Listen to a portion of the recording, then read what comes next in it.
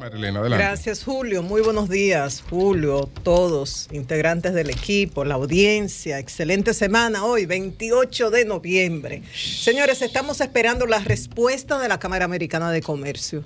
Sí, por una solicitud hecha por el Central Romana. Sobre esto me voy a referir en primer lugar, y en la segunda parte de la entrevista, no por ser menos importante, vamos a conversar con Altair Rodríguez. Ella es abogada, investigadora social con especialidad en derechos humanos y estudios de desarrollo, y tuvo la oportunidad como investigadora de trabajar en busca de trabajo forzoso. O sea, hizo un trabajo en el campo y ella nos va a hablar sobre en qué condiciones se hizo el trabajo y el hallazgo. ¿Realmente se detectaron condiciones de trabajo forzoso allá en Romana, en ese lugar? No creo que fue en el Central Romana, pero lo interesante de esto es el uso que se le dio a esa información. Primero, si se confirmó o no que había trabajo forzoso en República Dominicana. En República Dominicana. Y segundo, ¿qué se hizo con esa información? Claro. ¿Cómo se manejó? Bien. Pero debe ser la propia Altair Rodríguez. Ella es muy conocida entre algunos, quizás otros no la conocen, pero desde jovencita está defendiendo los derechos humanos en la calle, como activista, hizo sus estudios en España, en Reino Unido. ¿Puedo adivinar lo que pasó? Ajá. Porque si la ONG que viven de eso, no hay trabajo forzoso, tampoco hay respaldo económico para combatir el trabajo forzoso. Entonces tiene que haber trabajo forzoso. Ay, tú. Si no hay trabajo forzoso, no hay programas de ayuda de las agencias para las ONG que trabajan contra eso, porque yo no te puedo dar fondo para que tú me trabajes contra algo que no existe. Vamos a ver qué nos dice Altair.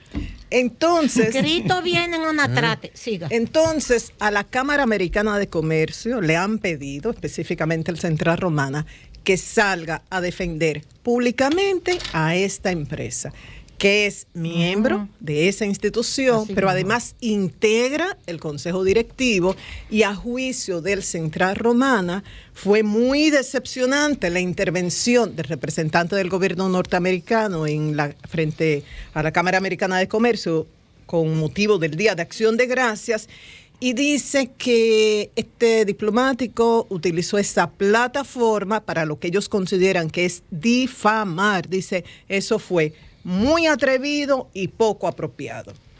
Y Leo Matos, vicepresidente de administración del Central Romana, en carta dirigida a Roberto Herrera, presidente de la Cámara Americana de Comercio, también se le envía copia al Consejo Nacional de la Empresa Privada, a la Asociación de Industrias, a la Confederación Patronal de la República Dominicana. Dice, ustedes conocen la trayectoria, la ética de negocios del Central Romana, entonces defiendan públicamente a este miembro, integrante del Consejo, para mandar una señal clara de que no se va a permitir en el futuro indelicadezas de este tipo en contra de cualquier miembro de la institución.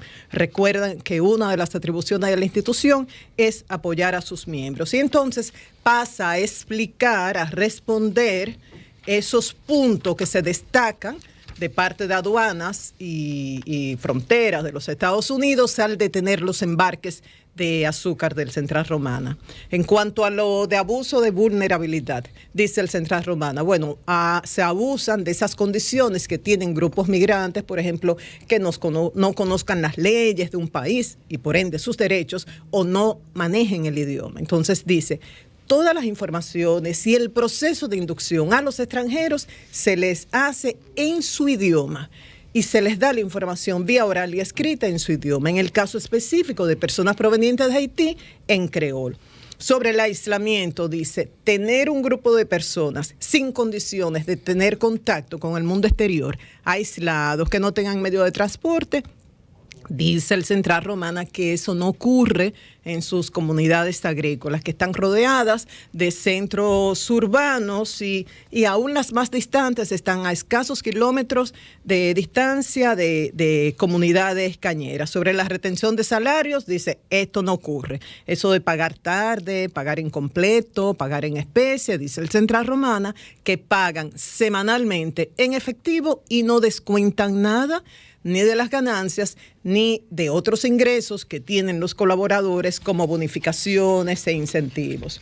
Sobre las condiciones de trabajo, dice que la empresa ha invertido cerca de $2 millones cada año en los programas de reparaciones y mantenimientos de viviendas, de escuelas, de los centros médicos, sobre las horas extras excesivas. Dice que no exceden lo establecido por ley, que existe un registro biométrico a través de la cual se establece la mayoría de los trabajadores laboran menos de 7 horas diarias, incluyendo las horas de descanso. Y luego ofrecen una serie de explicaciones de los programas que realizan como responsabilidad social corporativa, tanto a nivel educativo, de salud y demás. Pero ya tenemos a Altair Rodríguez, entonces vamos a escucharla sobre ese trabajo. Buenos días, Altair.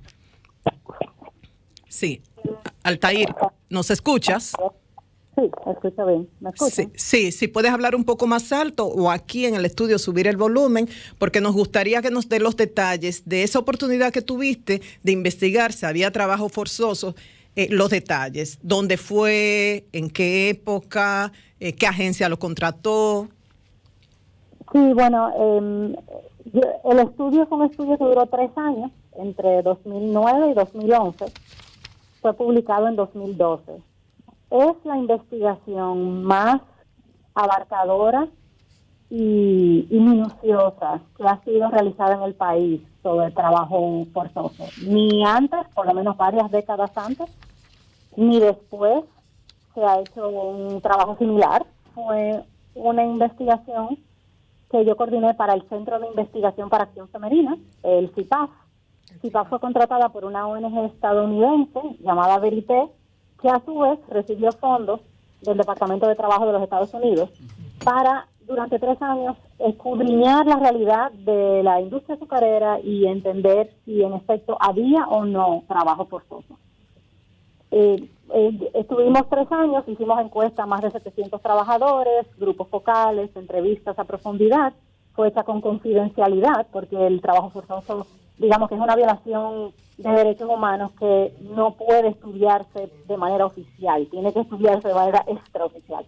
Nuestra conclusión, después de todo ese proceso, era que no había trabajo forzoso. Encontramos que había violaciones de derechos laborales, había explotación laboral, hay muchas violaciones que son típicas de mano de obra inmigrante indocumentada, aquí y en otras partes, en muchas otras partes del mundo. O sea, estamos hablando del mecanismo de pago, ausencia de vacaciones, doble sueldo, etcétera. O sea, los derechos muchos derechos laborales no estaban siendo respetados adecuadamente.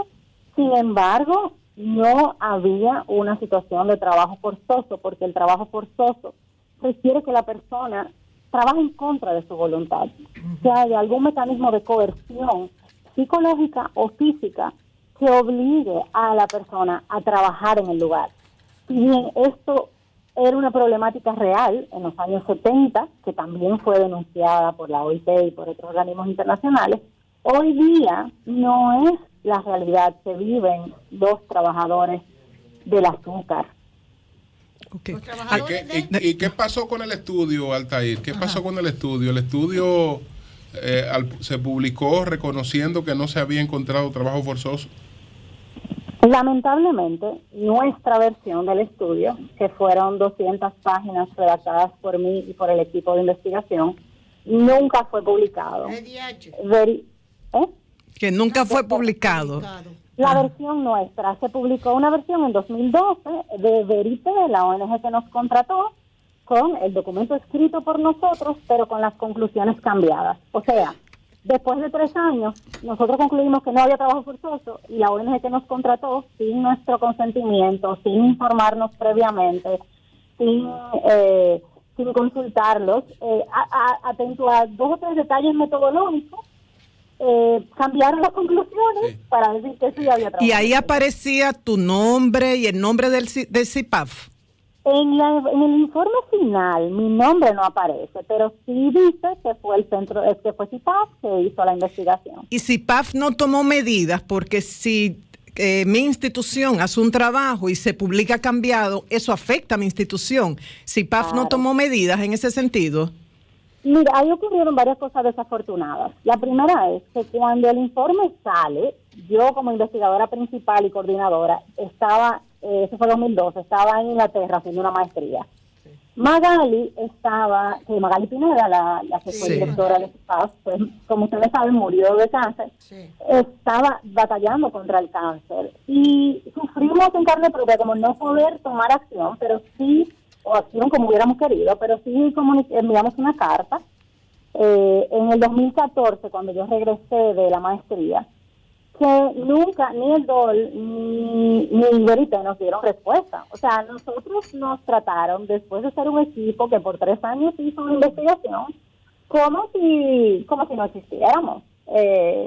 Y bueno, yo, si les soy sincera, yo dejé de hacer investigación social por esa experiencia. Yo ahora me dedico a la agricultura ecológica, me dedico a regenerar la tierra, pero dejé de hacer investigación social por esa frustración. ¿Y eso no está asociado a la forma de financiamiento de los programas de las ONG?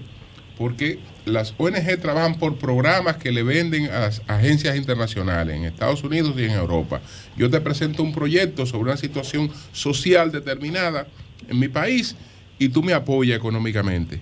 Si la situación no existe, yo no tengo posibilidad de seguir recibiendo apoyo para algo que no existe. Por eso, aquí hay una serie de temáticas que las ONG las viven reivindicando como cuestiones existentes, que algunas existen, otras las exageran, con la finalidad de generar recursos supuestamente para enfrentar esos problemas. Sí, o sea, hay un problema con el tema de la agenda de ciertos organismos o de ciertos países. Ahora, yo sí quiero insistir en algo. La defensa de los derechos humanos, la gente a veces confunde y cree que la defensa de los derechos humanos siempre responde a agendas. Entonces, ¿qué pasa? Los derechos humanos son una causa que hay que asumir y hay que defender. El problema es cuando intereses de poder eligen en qué se van a enfocar, porque sin lugar a dudas, hay problemas de derechos humanos en República Dominicana y en cada país del planeta. Claro. El problema es cuando se asume una bandera sin explicación, porque lo que yo le comentaba a María Elena ayer, si el problema es trabajo forzoso, ¿cuál es la solución? A liberar a esos trabajadores que están en contra de su voluntad siendo coercionados. Pero el problema no es ese, el problema son salarios. Y retornarlos a su país, tú me dijiste. Y retornarlos a su país, exacto, devolverlos a Haití. Pero el Haití. Que ellos están viniendo aquí porque allá no hay condiciones. Entonces, si aquí están haciendo un trabajo que necesitamos, porque los necesitamos ahí, entonces vamos a garantizarle condiciones. Sí, ese es el tema que deberíamos estar mirando. Altair, Jonathan Liriano te manda muchos saludos y mucho respeto. Un saludo para él. Bueno. Jonathan está escribiendo. Bueno, pues muchas gracias. Un segundito, Altair, pero en el informe que presentaron entonces, que te violentaron el tuyo, habla en ese informe de que sí hay las condiciones de trabajo forzoso, etcétera, etcétera. O sea, en el informe que se presentó. El informe que se presentó es exactamente el mismo informe que yo redacté, con la diferencia de que cambiaron las conclusiones. ¿Por qué? Porque ellos agarraron algunos elementos que nosotros encontramos que sí, o sea, nosotros dijimos, hay ciertos elementos que generan condiciones de vulnerabilidad, pero eran más bien la excepción que demostraban las reglas. Sí. Entonces encontramos esas excepciones y ellos se agarraron de esas excepciones para decir si hay trabajo forzoso, hay trabajo infantil y un montón de otras cosas que no son la realidad de la problemática. Y finalmente por eso nos pusieron la lista negra, me comentabas ayer, Altair. Claro, ¿para qué se hizo ese informe? Para que el DOL publica todos los años un informe que lo pueden encontrar online de bienes producidos con trabajo forzoso y trabajo infantil. ¿Qué? Entonces es como una lista negra que tienen a todos los países, no solo a República Dominicana. Y usaron el informe para ponerlo como fuente de que sí hay trabajo forzoso en la caña, cuando el equipo investigador había concluido justo lo contrario, y cuando irónicamente el único capítulo que borraron del estudio que hicimos, el único capítulo que borraron, fue el capítulo donde analizábamos las acusaciones previas de trabajo forzoso a República Dominicana y mirábamos las fuentes secundarias, que eran todas fuentes secundarias, y decíamos, miren, lamentablemente, en esta acusación, que es la única acusación, digamos, que estaba en el presente, no hay base, porque las fuentes no hablan de trabajo forzoso. Cuando uno va a las fuentes, ninguna eran sobre trabajo forzoso. Muy bien. Bien, Bueno, pues muchísimas gracias, Altair. Muchas gracias y seguiremos en contacto. Era Altair Rodríguez, abogada, investigadora social, especialista en derechos humanos, y ya ustedes ven una investigación que hizo del 2009 al 2012, 3 años, la conclusión: no existe trabajo forzoso en la industria azucarera en la República Dominicana, sí ciertas violaciones a derechos humanos, y la organización, la ONG que contrató a CIPAF, en la que ella trabajó, para el Departamento de Trabajo de los Estados Unidos, cambiaron las conclusiones. Esto determinó que la investigadora social, Altair Rodríguez, dijera no más investigaciones, y ahora se dedica a su proyecto de agricultura ecológica. Y ya concluyo, Julio, diciendo que esto, algunos dirán, es contra una empresa, el Central Romana. No, es contra el país. Y por eso muchos se han unido. Y por eso el gobierno, y lo dijo Homero Figueroa como vocero del gobierno, dice: el gobierno va a acompañar, y designaron 3 ministerios: el de Trabajo, que encabeza la gestión, también Relaciones Exteriores e Industria y Comercio, para buscar mediante el diálogo que se revoque la medida y acompañar en este proceso al Central Romana. Concluyo, Julio. Cambio y fuera.